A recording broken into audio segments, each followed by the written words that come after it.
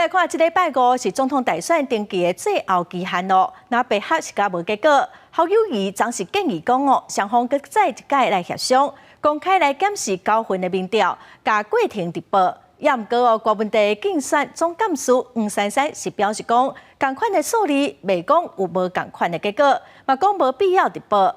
针对民众党拒绝重新来看民调，侯友宜方面伫下晡2点半嘛开记者会，针对民众党对民调的质疑，冇提出回应。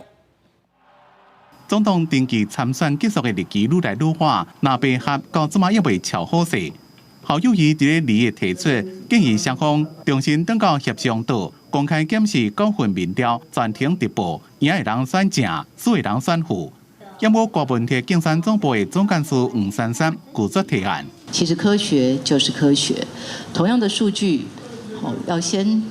同样的数据不会有不同的结果，所以现在又要重新再做计算，等于重新来过。其实也是当天晚上5个半小时，那我们不晓得到底在做什么。黄珊珊强调，若是双方对民调的比较方式无共识，只是让支持者更加困扰。目前核心的目标是杀出上强的候选人，不是互相伫咧拍。也重申原本的9份民调排除3份是科学的原因，并不是个人介意妥协。其实双方对于这两个就如何比的这一件事情，其实是没有共识的。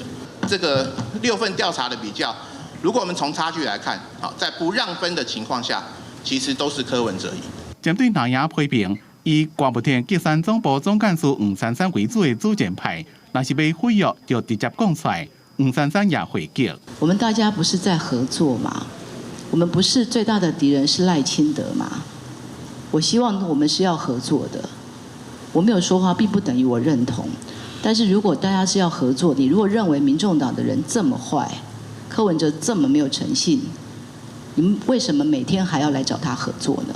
在野整合正受注意，伫最近国民党也直连甲鸿海创办人郭台铭见面，引发瓜葛合的联想。地主黄珊珊表示，会团结一切会当团结的力量。郭台铭依然是在野整合的重要力量。